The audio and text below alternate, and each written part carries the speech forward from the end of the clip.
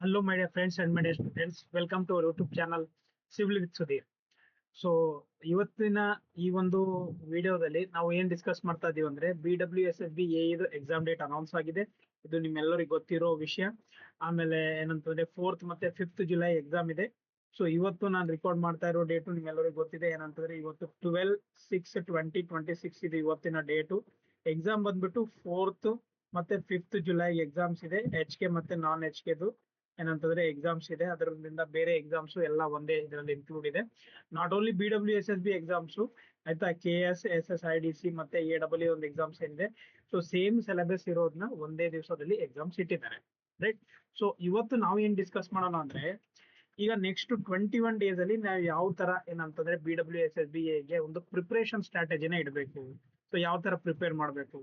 ಈಗ ತುಂಬಾ ಬೇರೆ ಬೇರೆ ಸ್ಟೂಡೆಂಟ್ಸ್ ಇದ್ದಾರೆ. ಸ್ವಲ್ಪ ಜನ ಪ್ರಿಪೇರ್ ಆಗಿದ್ದಾರೆ, ಸ್ವಲ್ಪ ಜನ ಆಗಿಲ್ಲ, ಸ್ವಲ್ಪ ಇವಾಗ ಪ್ರಿಪೇರ್ ಆಗ್ಬೇಕಂತ ಇದ್ದಾರೆ. ಸೊ ಆ ತರದ್ದೆಲ್ಲರಿಗೆ ಒಂದು ನೀವು ಒಂದು ಸ್ಟಡಿ ಪ್ಲಾನ್, ನಾರ್ಮಲ್ ಆಗಿ ಒಂದು ಸ್ಟಡಿ ಪ್ಲಾನ್ ಅಂತ ಕೊಡೋಕ್ಕಾಗಲ್ಲ, ಸ್ಟ್ರಾಟಜಿ ಕೊಡ್ತೀನಿ ಅಷ್ಟೇ ನಾನು.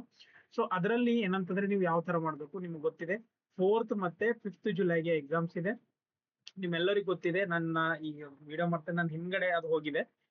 ನಮ್ದು ಒಂದು ಅಪ್ಲಿಕೇಶನ್ ನಾವು ಏನಂತಂದ್ರೆ ಲಾಂಚ್ ಮಾಡಿದೀವಿ. ಅದನ್ನು ಏನಂತಂದ್ರೆ ನೀವು ಡೌನ್ಲೋಡ್ ಮಾಡ್ಕೊಳ್ಳಿ. ನಿಮ್ಗೆ ಏನಂತಂದ್ರೆ ಅದರಲ್ಲೂ ಸ್ಟಡಿ ಮೆಟೀರಿಯಲ್ ಎಲ್ಲ ಸಿಗುತ್ತೆ, ರೈಟ್. ಸೊ ಬನ್ನಿ ನಾವು ಸ್ಟಾರ್ಟ್ ಮಾಡೋಣ. ಇವತ್ತು ಏನಂತಂದ್ರೆ ಇಂಪಾರ್ಟೆಂಟ್ ಏನಿದೆ ಅದ್ರ ಬಗ್ಗೆ, ಸ್ಟ್ರಾಟಜಿ ಬಗ್ಗೆ ಫಸ್ಟ್ ಡಿಸ್ಕಸ್ ಮಾಡೋಣ. So BWSSB preparation strategy for next 21 days ಏನಿದೆ ಅದ್ರ ಬಗ್ಗೆ ನೋಡೋಣ. ಸೊ ಇದಕ್ಕಿಂತ ಮುಂಚೆ ಒಂದೆರಡು ಪಾಯಿಂಟ್ ನಿಮ್ಗೆ ಕ್ಲಿಯರ್ ಮಾಡಕ್ ಇಷ್ಟಪಡ್ತೀನಿ. ಏನಂತಂದ್ರೆ 4th ಮತ್ತೆ 5th ಜುಲೈಗೆ ಎಕ್ಸಾಮ್ ಇದೆ. ಕನ್ಫರ್ಮೇಶನ್ KE ಅಂದಾನೆ ಬಂದಿದೆ. ನಾನು ಆಲ್ರೆಡಿ ಇನ್ಫಾರ್ಮೇಶನ್ ನಿಮ್ಗೆ ಕೊಟ್ಟಿದ್ದೀನಿ. ಸೊ ಈ ಟೈಮ್ ನ ಫಸ್ಟ್ ಕ್ವಶನ್ ಅದೇ ಬರುತ್ತೆ. ಈ ಟೈಮ್ ನ ಹೆಂಗೆ ಯೂಟಿಲೈಸ್ ಮಾಡೋದು ಎಫೆಕ್ಟಿವ್ಲಿ. 21 ಡೇಸ್ ಇದೆ ಇವತ್ತಿಂದ ನಾವು ಇಟ್ಕೊಂಡು ಹೋದ್ರೆ, right. So subject wise approach ನಾವು ಯಾವ ತರ ಮಾಡ್ಬೇಕು, ಯಾವ ಸಬ್ಜೆಕ್ಟ್ ಓದ್ಬೇಕು, ಯಾವ ಸಬ್ಜೆಕ್ಟ್ ಓದ್ಬಾರ್ದು, ಅದು ಇಂಪಾರ್ಟೆಂಟ್ ಇದೆ ಇವಾಗ. ಈಗ ಎಲ್ಲಾನು ಸಬ್ಜೆಕ್ಟ್ ನಾನು ಸಿಲೆಬಸ್ ಓದ್ತೀನಿ ಅಂದ್ರೆ ಕಷ್ಟ ಸಾಧ್ಯ. ಫಸ್ಟ್ ಇಂದ ಆಲ್ರೆಡಿ ಓದಿರೋರಿದ್ರೆ ರಿವಿಷನ್ ಮಾಡ್ಕೊಂಡು ನೀವು ಮಾಡ್ಬೋದು, ಆಯ್ತಾ. Next MCQ strategy. ದಯವಿಟ್ಟು ಕ್ಷಮಿಸಿ, ನನಗೆ ಏನಂತಂದ್ರೆ ನನ್ನ ಆರೋಗ್ಯ ಚೆನ್ನಾಗಿಲ್ಲ. ನಮ್ಗೆ ಕೆಮ್ಮಿದೆ, ಏನಂತ ನೆಗಟಿವ್ ಇದೆ, ಆಯ್ತಾ. ಜಾಸ್ತಿ ಜೋರಾಗಿ ಮಾತಾಡಕ್ ಆಗಲ್ಲ. ಸ್ವಲ್ಪ ವಾಯ್ಸ್ ಕಮ್ಮಿ ಇದ್ರು ಹೆಡ್ಫೋನ್ ಏನಾದ್ರು ಹಾಕೊಂಡು ಏನಂತಂದ್ರೆ ಸ್ವಲ್ಪ ಇವತ್ತೊಂದು ದಿವಸ ಅಡ್ಜಸ್ಟ್ ಮಾಡ್ಕೊಳ್ಳಿ, okay. Sorry to say this. So next revision strategy ಯಾವ ತರ ಮಾಡ್ಬೇಕು ಅದನ್ನು ನಾನು ನಿಮ್ಗೆ ಹೇಳ್ಕೊಡ್ತೀನಿ. ಸೊ ಇವೆಲ್ಲ ತುಂಬಾ ಇಂಪಾರ್ಟೆಂಟ್ ಇದೆ. ಇವು ಏನಂತಂದ್ರೆ ನಿಮ್ಗೆ ಕ್ಲಿಯರ್ ಆಯ್ತು ಅಂತಂದ್ರೆ ಒಂದು ಸ್ಟ್ರಾಟಜಿ ಕೊಟ್ರೆ ನೀವು ಪ್ರಿಪರೇಷನ್ ಒಂದ್ ಲೆವೆಲ್ ನೀವು ಸ್ಟಾರ್ಟ್ ಮಾಡ್ಬೋದು ಅಂತ ನಾನು ಅದಕ್ಕೆ ಇಲ್ಲಿ ಲಿಸ್ಟ್ ಔಟ್ ಮಾಡಿ ಇವತ್ತಿನ ಈ ವಿಡಿಯೋದಲ್ಲಿ ನಿಮ್ಗೆ ಹೇಳ್ಕೊಡ್ತೀನಿ. ಸೊ ಬನ್ನಿ ಸ್ಟಾರ್ಟ್ ಮಾಡೋಣ. ಫಸ್ಟ್ ಏನಂತಂದ್ರೆ ಒಂದು ಚೆಕ್ ಮಾಡೋಣ, ರಿಯಾಲಿಟಿ ಚೆಕ್ ಅಂತ ನಾನು ಹಾಕಿರೋದು. ಏನಂತಂದ್ರೆ ಎಷ್ಟು ಜನ ಕಂಪ್ಲೀಟ್ ಮಾಡಿದೀರಾ ಅದು ನೀವೇ ಅನಾಲಿಸಿಸ್ ಮಾಡ್ಕೊಳ್ಳಿ, right. How many you have completed what syllabus. ಎಷ್ಟು ಜನ ಕಂಪ್ಲೀಟ್ ಮಾಡ್ಕೊಂಡಿದ್ದೀರಾ ಫಸ್ಟ್ ಅದನ್ನ ನೋಡ್ಕೊಳ್ಳಿ. ಓಕೆ ಸರ್, ನಾನು 80% ಕಂಪ್ಲೀಟ್ ಮಾಡ್ಕೊಂಡಿದ್ದೀನಿ ಅಂತಾರೆ, ದಟ್ಸ್ ವೆಲ್ ಅಂಡ್ ಗುಡ್, ಆಯ್ತಾ. Well and good, you can go for next step, right. So ಇನ್ನು ಎಷ್ಟು ಜನ ಸ್ಟ್ರಗಲ್ ಮಾಡ್ತಾ ಇದ್ದಾರೆ ವಿತ್ ಬೇಸಿಕ್ಸ್ ಅದನ್ನು ನೀವೇ ಐಡೆಂಟಿಫೈ ಮಾಡ್ಕೋಬೇಕು. ಎಲ್ಲ ಟೈಪ್ ಸ್ಟೂಡೆಂಟ್ ಇರ್ತಾರೆ. ಬೇಸಿಕ್ ಸ್ವಲ್ಪ ಜನ ಕಮ್ಮಿ ಇರುತ್ತೆ, ಸ್ವಲ್ಪ ಜನ ಸಿಲೆಬಸ್ ಮುಗಿಸಿರ್ತಾರೆ, ಸ್ವಲ್ಪ ಜನ ಏನಂದ್ರೆ 50% ಮಾಡಿರ್ತಾರೆ. ಸೊ ಈ ತರ ಎಲ್ಲರಿಗೂ ನಾನು ಹೇಳ್ತಾ ಇರೋದು, ರೈಟ್. ಆ ಎಷ್ಟು ಜನ ಇನ್ನು ರಿವಿಷನ್ ಸ್ಟಾರ್ಟ್ ಮಾಡಿಲ್ಲ ಇದು ತುಂಬಾ ಇಂಪಾರ್ಟೆಂಟ್. ಮಾಡೇ ಇಲ್ಲ.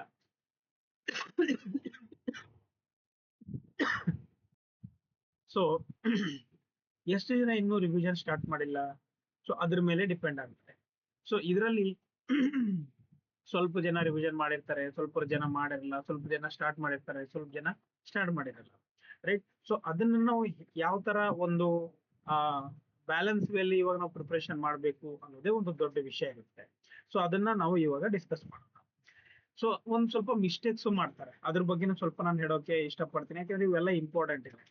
ಸೊ ಸ್ಟೂಡೆಂಟ್ ಏನ್ ಮಾಡ್ತಾರೆ ಗೊತ್ತಾ, ಇವಾಗ ಎಕ್ಸಾಮ್ ಅನೌನ್ಸ್ ಆಗಿದೆ ಏನಂತಂದ್ರೆ ಬೇಗ ಬೇಗ ಬುಕ್ ಮಟೀರಿಯಲ್ ಅಂತ ಕೋಚಿಂಗ್ ನೋಟ್ಸ್ ಅದೆಲ್ಲಾನು ಕಲೆಕ್ಟ್ ಮಾಡಕ್ ಹೋಗ್ತಾರೆ.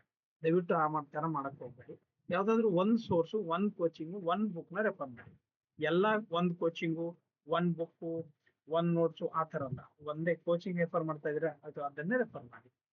ಅದನ್ನ ಸೆಲೆಕ್ಟ್ ಮಾಡೋ ಕೆಪಾಸಿಟಿ ನಿಮ್ಮ ಹತ್ರ ಇರ್ಬೇಕು. ಯಾರು ಚೆನ್ನಾಗಿದ್ರೆ ಚೆನ್ನಾಗಿರಲ್ಲ ಅಂತ ನೀವು ಸೆಲೆಕ್ಟ್ ಮಾಡ್ಬೋದು, ರೈಟ್. ಸೊ ಫಸ್ಟ್ ಇದೇ ತಪ್ಪು ಮಾಡ್ತಾರೆ, collecting too many materials.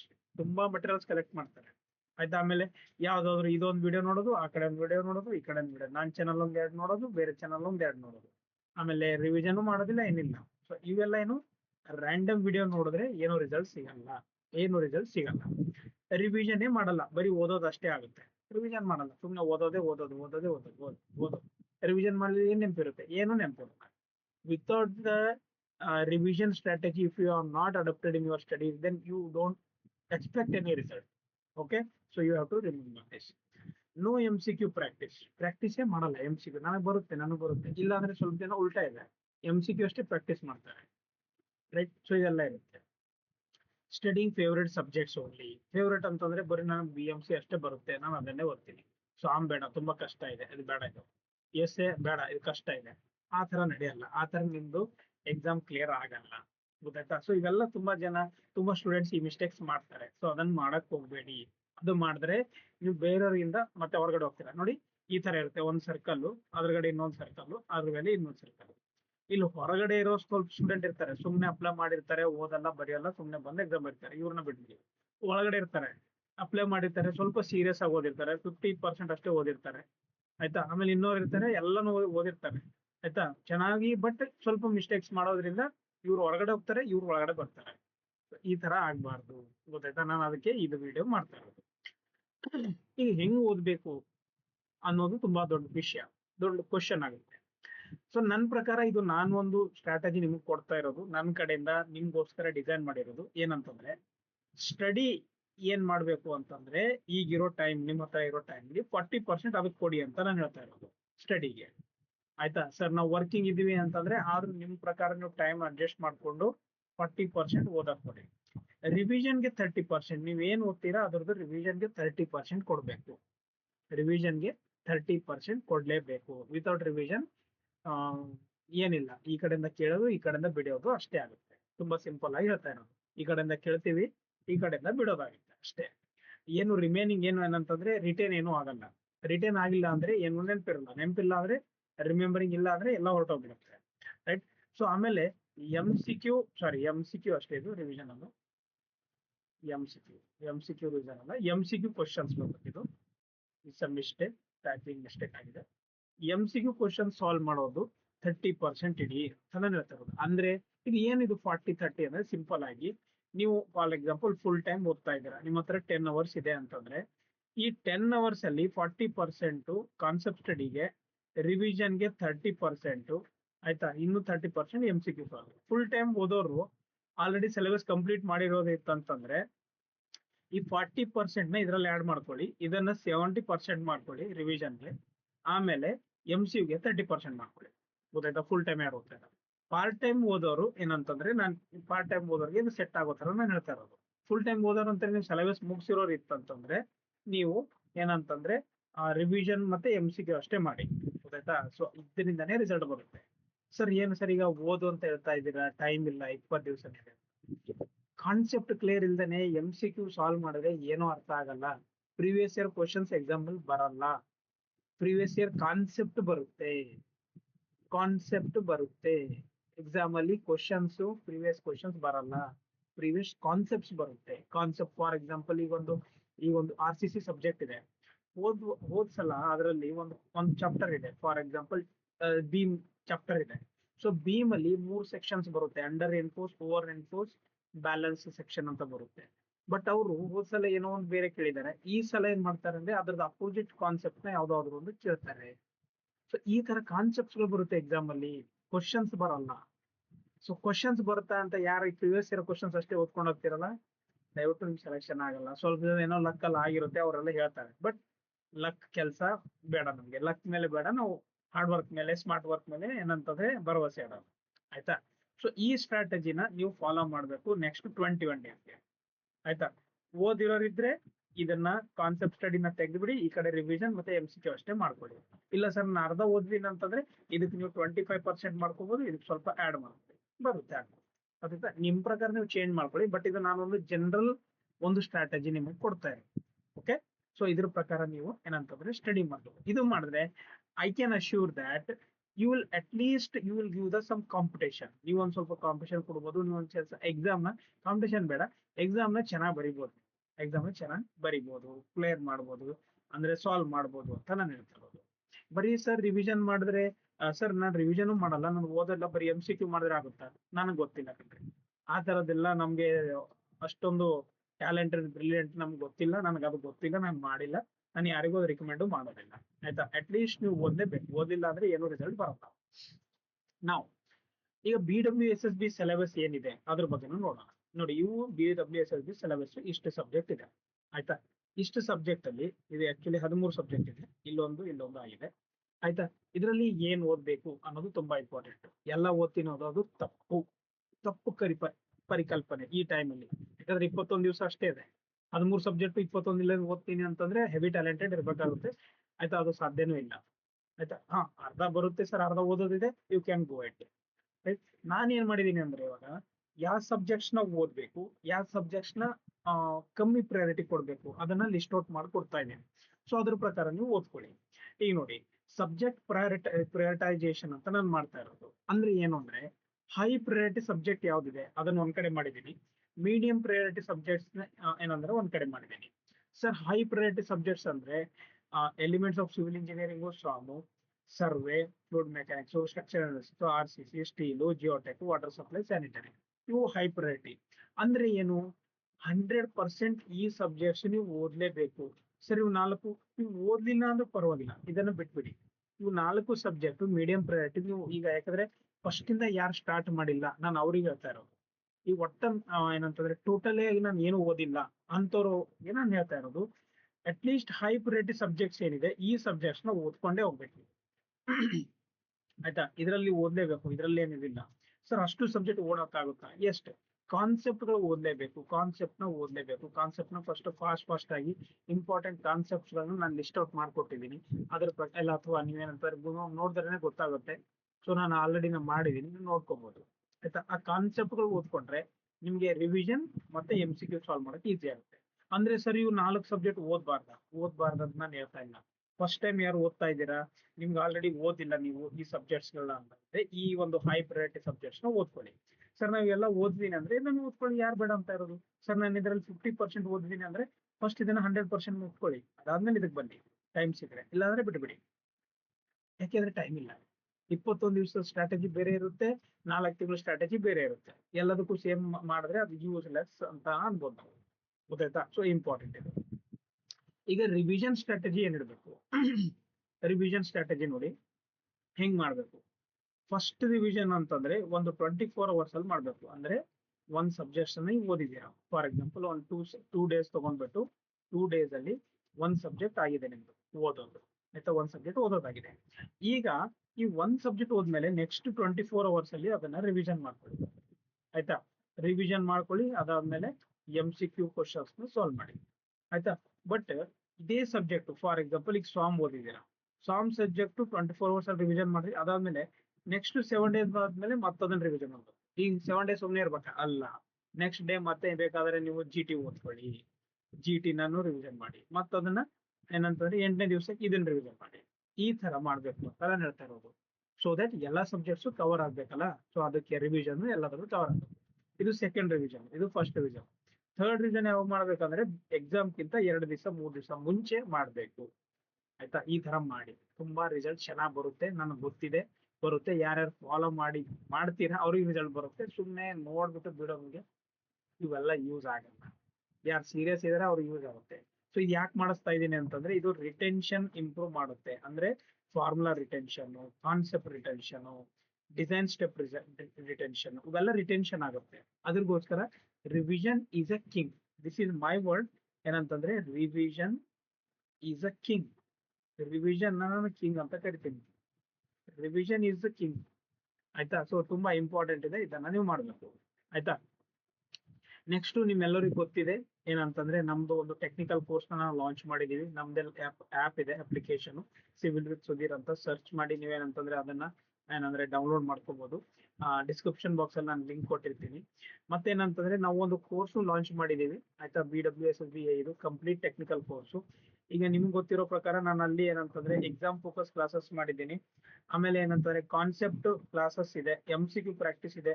Last 10 ವರ್ಷದ್ದು KPSC ಮತ್ತೆ KA ಅದು ಪ್ರೀವಿಯಸ್ ಇಯರ್ ಕ್ವಶನ್ ಸೊಲ್ಯೂಷನ್ಸ್ ನಾನು ಮಾಡಿದ್ದೀನಿ. ನಿಮಗೊಂದು ಡೆಮೋನು ತೋರಿಸ್ತೀನಿ ಇದರಲ್ಲೇ ಇವಾಗ ಇದಾದ್ಮೇಲೆ.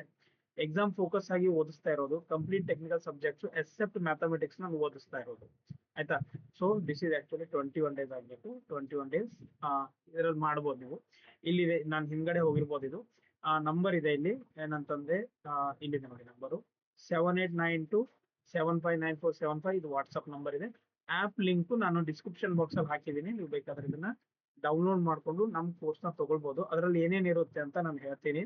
ಪ್ರೀವಿಯಸ್ ಇಯರ್ ಕ್ವಶನ್ಸ್ 10 years ಇದೆ, ಎಲ್ಲಾ ಸಬ್ಜೆಕ್ಟ್ಸ್ ಇನ್ಕ್ಲೂಡ್ ಇದೆ, ಅದರದ್ದು ಕ್ಲಾಸಸ್ ಇದೆ, PDF ಕ್ಲೋಸ್ ನೋಟ್ಸ್ ನ ಪ್ರೊವೈಡ್ ಮಾಡ್ಕೊಡ್ತೀನಿ. ಸೊ ಅದನ್ನ ನೀವು ಓದ್ಕೋಬಹುದು. ಡೌಟ್ಸ್ ಇದ್ರು ನೀವು ನನಗೆ ಕೇಳ್ಬೋದು. ಇಷ್ಟಂತೂ ನನ್ನ ಕಡೆಯಿಂದ ನಾನು ನಿಮಗೆ ಕೊಡ್ತಾ ಇದ್ದೀನಿ, ಸರಿನಾ. ಸೊ ನಮ್ಮ ಆಪ್ ಹೆಸರಿದೆ ಸಿವಿಲ್ ವಿತ್ ಸುಧೀರ್ ಅಂತ. ಬೇರೆ ಯಾವುದೇ ತರ ಆಪ್ ಇತ್ತಂದ್ರೂ ಡೌನ್ಲೋಡ್ ಮಾಡ್ಕೋಕ್ ಹೋಗ್ಬೇಡಿ. ಇದು ನಮ್ದೇ ಒಂದು ಅಫಿಷಿಯಲ್ ಆಪ್ ಇದೆ. ನೀವು ಡೌನ್ಲೋಡ್ ಮಾಡ್ಕೊಂಡು ನಮ್ ಕೋರ್ಸ್ ಬೇಕಾದ್ರೆ ತಗೋಬಹುದು. ಕೋರ್ಸ್ ಫೀಸ್ ಬಂದ್ಬಿಟ್ಟು 4299 rupees ಇದೆ. 5% ಏನಂತಂದ್ರೆ ಗೇಟ್ ವೇ ಚಾರ್ಜಸ್ ಆಡ್ ಮಾಡಿದ್ರೆ 4500 ಬೀಳುತ್ತೆ ನಿಮ್ಗೆ. ಕೋರ್ಸ್ ವ್ಯಾಲಿಡಿಟಿ ಎಕ್ಸಾಮ್ ಮುಗಿಯುತ್ತೆ ಸರ್ ಅದಾದ್ಮೇಲೆ ಮುಗುತ್ತಾ? ಇಲ್ಲ, ಅದ್ರದ್ದು ಆದ್ಮೇಲೂ 3 ತಿಂಗಳು ನಿಮಗಿರುತ್ತೆ. ಅಂದ್ರೆ ಈ BWSSB ಅಲ್ಲಿ ಏನೇನ್ ಸಿಲೆಬಸ್ ಅಲ್ಲಿ ಇದೆ ನೋಡಿ, ಈ ಸಬ್ಜೆಕ್ಟ್ಸ್ ಎಲ್ಲ ಓದಿಸಿ ಅದ್ರದ್ದು ನಿಮಗೆ ಕಂಪ್ಲೀಟ್ ಆಗಿ ಕೊಡ್ತೀನಿ. ಅಂದ್ರೆ ನಿಮ್ಗೆ 13 ಸಬ್ಜೆಕ್ಟ್ಸ್ ಇದರಲ್ಲೇ ಬಂದ್ಬಿಡುತ್ತೆ. 13 ಸಬ್ಜೆಕ್ಟ್ ಓದಿ ನಿಮ್ಗೆ ಹಾಕ್ತೀನಿ. ಅಂದ್ರೆ ಆ ಒಂದು ಟೈಮ್ ಅಲ್ಲಿ ಏನೇನ್ ಸಬ್ಜೆಕ್ಟ್ಸ್ ಮುಗಿಯುತ್ತೆ ಅದನ್ನ ನೀವು ತಗೊಂಡ್ಬಿಟ್ಟು ಓದ್ಕೊಂಡು ನೋಟ್ಸ್ ಮಾಡ್ಕೊಂಡು ಇಟ್ಕೋಬಹುದು, ಸರಿನಾ. Right. So this is regarding all our courses and your strategy you have to complete it. ಆಯ್ತಾ, ಸ್ಟ್ರಾಟಜಿ ತುಂಬಾ ಇಂಪಾರ್ಟೆಂಟ್ ಇದೆ. ಸ್ಟ್ರಾಟಜಿನ ಫಾಲೋ ಮಾಡ್ಕೊಳ್ಳಿ, ಮತ್ತೆ ನಮ್ಮ ಚಾನಲ್ ಫಾಲೋ ಮಾಡಿ. ರೈಟ್. ಸೊ ಏನೇ ಡೌಟ್ಸ್ ಇದ್ರು ಕಮೆಂಟ್ ಬಾಕ್ಸ್ ಅಲ್ಲಿ ಕಮೆಂಟ್ ಮಾಡಿ ಅಂತ ಹೇಳ್ತಾ ಈ ವಿಡಿಯೋನ ಮುಗಿಸ್ತಾ ಇದ್ದೀನಿ. Thank you. We will meet in the next class. Thank you so much. So ಈಗ ನಿಮ್ ಸ್ಕ್ರೀನ್ ಅಲ್ಲಿ ನಾನೇನ್ ತೋರಿಸ್ತಾ ಇರೋದು ಅಂತಂದ್ರೆ ತೋರ್ಸಕ್ ಮರ್ತೋಗಿದ್ದೆ, ಇವಾಗ ಆಡ್ ಮಾಡ್ತಾ ಇದ್ದೀನಿ ನೋಡಿ. Previous year questions KPSC KE ಅದು ಲಾಸ್ಟ್ 10 years ನಾನು ಯಾವ ತರ ಸಾಲ್ವ್ ಮಾಡ್ತಾ ಇರೋದಂದ್ರೆ, ಇದೊಂದು ಡೆಮೋ ಇದೆ, ನೀವು ನೋಡಬಹುದು. ಸ್ಟ್ರೆಂತ್ ಆಫ್ ಮಟೀರಿಯಲ್ ಇದೆ ಇವಾಗ. ಸೊ ಇದರಲ್ಲಿ ನೀವು ನೋಡಬಹುದು housing board JE 2016 6 question, housing board JE 2016 15 question JE ಅಲ್ಲಿ. ಸೊ ಈ ತರ ಬಂದಿರೋ ಕ್ವಶನ್ಸ್ ನ ತಗೊಂಡು ಸಪರೇಟ್ ಆಗಿ ನಾನು ನಿಮ್ಗೆ ಸಾಲ್ವ್ ಮಾಡ್ತೀನಿ. ನೋಡಿ ಇಲ್ಲಿ ನೋಡ್ಬೋದು, ನಾನು in today housing board ಯಾವ ತರ ಸಾಲ್ವ್ ಮಾಡ್ತೀನಿ ಅಂತ ನೋಡಿ. ಈ ತರ ಎಕ್ಸ್ಪ್ಲನೇಷನ್ so ಮಾಡ್ಕೊಡ್ತೀನಿ. ಇದರಲ್ಲಿ ಏನು ಯಂಗ್ಸ್ ಮಾಡಲ್ಸ್ ಯೂಸ್ ಮಾಡ್ತಾರೆ. ಅದು ಒಂದೇ ಬರೀ ಕ್ವಶನ್ ಆನ್ಸರ್ ಹೇಳ್ಬಿಟ್ಟಲ್ಲ ಸೊ ಇದ್ರ ಮೀನಿಂಗ್ ಏನಿದೆ ಫಸ್ಟ್ ಅದನ್ನ ಅರ್ಥ ಡೀಟೇಲ್ ಮಾಡ್ಕೊಳ್ಳಿ. ಎಕ್ಸ್ಪ್ಲನೇಷನ್ ಅದು ಏನು ಏನಾಗುತ್ತೆ ಅಂತಂದ್ರೆ ಏನಾಗುತ್ತೆ ನೋಡಿ, ಫಾರ್ಮುಲಾ ಯಾವ ತರ ಯೂಸ್ ಮಾಡೋದು ಇದೆಲ್ಲನೂ ಹೇಳ್ಕೊಡ್ತೀನಿ. ಕ್ರಾಸ್ ಸೆಕ್ಷನ್ ಏನ್ ಕೊಟ್ಟಿದ್ದಾರೆ ಎಲ್ಲ ಇದೆ ಬೆಂಡಿಂಗ್ ಸ್ಟ್ರೆಸ್ ಅಂತ ಬರ್ತದೆ ಮೇಲೆ. ಸೊ ಎಂ ಬೈ ಐ ಇದರಲ್ಲಿ ಅದನ್ನ ಏನಾಗುತ್ತೆ ಇವಾಗ ನೋಡಿ, ಈ ತರ ಮೂರು solve ಕೇಸ್ ಇದೆ. ಮಾಡ್ತೀವಿ ನಾವು. ಕೇಸಸ್ ಇಸ್ ಆಮೇಲೆ ಕೇಸಸ್ ಏನಿದೆ ನೋಡಿ ಈ P ತರ is ಎಲ್ಲ less than ಇದು ಒಂದೇ ಎಲ್ಲ ನಾನು PCR ಅಂತ ಇರಲ್ಲ ಬರುತ್ತೆ. ಸ್ಕ್ರಿಪ್ಲಿಂಗ್ ಲೋಡ್ Right? ಅಂತ ಬಂದ್ರೆ P is less than PCR ಅಂದ್ರೆ ಇದು ಇರ್ಲೆಸ್ ಕೇಸಸ್ ಬರುತ್ತೆ, ಅದ್ರ ಬಗ್ಗೆ ಹೇಳ್ತಾ ಇದ್ದೇನೆ ನೋಡಿ. ಸೊ ಈ P ತರ is ಎಲ್ಲ P then ನೀವು PCR ಅಂತಂದ್ರೆ ಸ್ಟೇಬಲ್ ಈ ಆಗಿರುತ್ತೆ. ಕ್ವಶನ್ ರಿಲೇಟೆಡ್ ಏನಾದ್ರೂ ಬಂದ್ರೆ ಇದು stable. ನೀವೇನಂತಂದ್ರೆ P is equal to PCR ಅಂತ ಇದೆ. ವಿಡಿಯೋ ನಡೀತಾ ಇದೆ. So this is the neutral ಈ ತರ ಈಕ್ವಿಲಿಬ್ರಿಯಂ questions ಅಂತ ನಾನು ಸಾಲ್ವ್ ಮಾಡಿ ನಮ್ಮ ಅಂತಂದ್ರೆ ಅಪ್ಲಿಕೇಶನ್ ಅಲ್ಲಿ ಎಫೆಕ್ಟಿವ್ ಲೆಂತ್ ಏನಂತಂದ್ರೆ ಏನಾಗುತ್ತೆ, previous effective year length questions ಅಲ್ಲಿ L ಹಾಕಿದ್ದೀನಿ equals ನಾವು. to L actual ಸೇಮ್ ಇರುತ್ತೆ. ನಾನು ಆಲ್ರೆಡಿ ಹೇಳಿದ್ದೀನಿ, ಇನ್ಕ್ಲೂಡ್ ಬಟ್ ಆದ್ರೂ ಫಾರ್ಮುಲಾ ನೋಡಿ ಬರ್ಕೊಡ್ತಾ ಈ ಇದ್ದೀನಿ. ತರ ನಾನು ಎಕ್ಸ್ಪ್ಲೇನ್ ಮಾಡ್ತೀನಿ. ಆಗಕ್ ಬಿಡ್ತಾ ಇಲ್ಲ ರೈಟ್. ಆಕ್ಚುಲ್. ಈ ತರ ಎಲ್ಲ ಎಕ್ಸ್ಪ್ಲನೇಷನ್ ಇರುತ್ತೆ. Okay. ಯಾವುದು ಸೊ ಎಫೆಕ್ಟಿವ್ ಇದು ಆಯ್ತು. ಇವಾಗ ಈ ತರ ಬಂದ್ರೆ ಯಾವ ತರ ಆಗ ಬಂದ್ರೆ prediction ನೋಡಿ ಹೀಗೆ ಬಂದಿರುತ್ತೆ. ಈ ತರ ಎಕ್ಸ್ಪ್ಲನೇಷನ್ ಸಾಕು. ಆಲ್ಮೋಸ್ಟ್ ಎಲ್ಲ sigma 1 minus sigma 3 right divided by 2 ಅಂತ ಬರುತ್ತೆ. ಎಲ್ಲ ಸೊ ಇದನ್ನ ಆಪ್ಷನ್ಸ್ ಏನಿದೆ ನೆನಪಿಟ್ಕೊಳ್ಳಿ ಅದನ್ನ ನಾನು ಸಾಕು. solve ಮಾಡ್ತೀನಿ. ನೋಡಿ ಇಲ್ಲಿ 4 ಆಯ್ತಾ? ಆಪ್ಷನ್ ಇದೆ. ಸೊ ಶಿಯರ್ ಸ್ಟ್ರೈನ್ ಎನರ್ಜಿ ಥಿಯರಿಗೆ ನೆನಪಿಟ್ಕೊಳ್ಳಿ. ಫಾರ್ಮುಲಾ ಬಂದ್ಬಿಟ್ಟು ಶಿಯರ್ ಸ್ಟ್ರೈನ್ ಗೆ ಏನು ಬರಲ್ಲ ರೈಟ್. ಸೊ ಇದ್ರದ್ದು ಬಂದ್ಬಿಟ್ಟು ಆಮೇಲೆ under root of this is rare sigma 1 square plus sigma 2 square concept ನ ಕಲಿಬಹುದು. 4 minus of sigma 1 sigma 2. So ಇದು ಅದಕ್ಕೋಸ್ಕರ ಏನಂತಂದ್ರೆ ಇದೊಂದು ನಮ್ದು 2 ಟೈಮ್ಸ್ app ಆಗುತ್ತೆ ನೋಡಿ ಈ 2 ತರ ಟೈಮ್ಸ್ ಟ್ವೈಸ್ ಅಂತ ಆಗುತ್ತೆ. ಕಾನ್ಸೆಪ್ಟ್ ಬಂದ್ರೆ ಅದರ okay. So this is very very important. Concept theory so explanation ನೆನಪಿಟ್ಕೊಳ್ಳಿ. ಸೊ ಗ್ರಾಜುವಲ್ ಲೋಡಿಂಗ್ ಯಾವಾಗ ಬರುತ್ತೆ ಅಲ್ಲಿ ಗ್ರಾಜುವಲ್ ಲೋಡಿಂಗ್ ಬರುತ್ತೆ. ಈ ತರ ಬ್ರೇಕಿಂಗ್ ಪಾಯಿಂಟ್ ಅಂತ ಲ್ಯಾಟರಲ್ ಸ್ಟ್ರೈನ್. ಇದ್ರದೇ ಆಮೇಲೆ Okay. ನೀವು So these are the some definitions regarding this. PDF ಅಲ್ಲಿ ಓದ್ಬೇಕು Right. ನೋಡಿ. ಇನ್ನೊಂದು ಎಕ್ಸಾಂಪಲ್ ನೋಡಿ. ಎಕ್ಸಾಂಪಲ್ ತ್ರೋ PDF ಅಲ್ಲಿ ಒಂದು ರಬ್ಬರ್ ತಗೊಳ್ಳಿ. ಆನ್ಸರ್ ಅಷ್ಟ ನೋಡ್ಕೊಂಡ್ರೆ ಏನು ಆಯ್ತಾ? ಗೊತ್ತಾಗಲ್ಲ. ಒಂದು ರಬ್ಬರ್ ತಗೊಳ್ಳಿ. ಎಕ್ಸಾಂಪಲ್ ನ ವಿಡಿಯೋ ಯಾಕೆ ರಬ್ಬರ್ ನ ನೋಡಬೇಕು ತಗೊಳ್ಳಿ. ಎಕ್ಸ್ಪ್ಲನೇಷನ್ ನೋಡಿ. ಆ ರಬ್ಬರ್ ನ ಏನ್ ಮಾಡಿ ಗೊತ್ತಾ ರಬ್ಬರ್ ಅಂತಂದ್ರೆ ಅಂದ್ರೆ ಏನು, ಅದ್ರದ್ದು ಒಂದು ಏನಾದ್ರು shear ಪ್ರಾಪರ್ಟೀಸ್ ಇದ್ರೆ ಈ ತರನು ಫಾರ್ಮೇಶನ್ ಪರ್ ಯೂನಿಟ್ ವ್ಯಾಲ್ಯೂ ಅಂತ ಆಗುತ್ತೆ. ಆಯ್ತಾ ನೋಡಿ ಡಯಾಗ್ರಾಮ್ So, ಈ ತರ ಸಿಂಗಲ್ ಪಾಯಿಂಟ್ ಮೀಟಿಂಗ್ ಪಾಯಿಂಟ್ ಇರುತ್ತೆ. ನಾನ್ ಕನ್ಕರೆಂಟ್ ಅಂತಂದ್ರೆ ಶುಡ್ ನಾಟ್ ಮೀಟ್ ಅಂತಂದ್ರೆ ಇಲ್ಲಿದೆ. ಈಗ ನಾನು ಕ್ಲಾಸ್ದು ಒಂದು ಡೆಮೋ ತೋರಿಸ್ತಾ ಇದೀನಿ. ಈಗ ನಿಮ್ ಸ್ಕ್ರೀನ್ ಅಲ್ಲಿ ಕಾಣಿಸ್ತಾ ಇರೋದು ಒಂದು ಕ್ಲಾಸ್ದು ಡೆಮೋ ಅಂತಂದ್ರೆ ಸುಮ್ನೆ ನೀವು ಒಂದ್ಸಲ ನೋಡ್ಕೊಳ್ಳಿ ಕ್ಲಾಸ್ ಯಾವ ತರ ಇರುತ್ತೆ ಅಂತ. ಈ ಕ್ಲಾಸ್ ಅಲ್ಲಿ ನಾನು ಲಿಮಿಟ್ ಸ್ಟೇಟ್ ಮೆಥಡ್ ಬಗ್ಗೆ students welcome to the movement ಏನಂತೆ ನೋಡಿ. ಮೂವ್ಮೆಂಟ್ ಏನ್ ಬರುತ್ತಲ್ಲ, ಸೊ ಮೂವ್ಮೆಂಟ್ ಪ್ರಕಾರ ನಮ್ದು reinforcement change right. So exactly ಈ ತರ ಬರುತ್ತೆ, ರೈಟ್. ಈ ತರ ಅಂತ this is our neutral axis, and this is our compression zone, and this is our tension zone. ನಮ್ಗೆ ಸ್ವಲ್ಪ ಟೈಮ್ ಕೊಡುತ್ತೆ ರಿಯಾಕ್ಟ್ ಮಾಡೋಕೆ. ಅವಾಗ ನಾವು ಏನಾದ್ರು ಸೇಫ್ಟಿ ಮೆಜರ್ಸ್ ತಗೊಳ್ಬಹುದು, ಇಲ್ಲ ಅಂತ ಇದೆ ನೋಡಿ ಅನ್ನಂಗ್ ಆಗ್ತಾ ಇದೆ. Right. Beam with right. Cost ನ ನೋಡಿದಾಗ ಇದು ಕಮ್ಮಿ ಇರುತ್ತೆ, ಇದು ಸ್ವಲ್ಪ ಜಾಸ್ತಿ ಆಗೈತೆ ಅಂದ್ರೆ ಮೇಲ್ಗಡೆನೂ ಪ್ರೊವೈಡ್ ಮಾಡ್ತೀವಿ. ನೆಕ್ಸ್ಟ್ ಯಾವ ಒಂದು definition with the limit state being partial safety factor. Dead load is 1 and live load is not taking and wind load is 1. So same ಇದೆ ಇದು. Dead load plus wind load ತಗೊಂಡ್ರೆ 1.5 1 ಅಂತ ತಗೋತೀವಿ. Next dead load, live load, wind load ಇವೆರಡು ತಗೊಂಡ್ರೆ 1.2 ಆಗುತ್ತೆ. ಆಮೇಲೆ ಸರ್ವಿಸಬಿಲಿಟಿಯಲ್ಲಿ dead load 1 ಆಗುತ್ತೆ, ಲೈವ್ ಲೋಡ್ 0.8 ಆಗುತ್ತೆ, ವಿಂಡ್ ಲೋಡ್ 0.8 ಆಗುತ್ತೆ. So what are all these are the partial safety factor for the loads. ಈ ವಿಡಿಯೋನ ಇಲ್ಲಿ ಮುಗಿಸ್ತಾ ಇದ್ದೀನಿ. Thank you.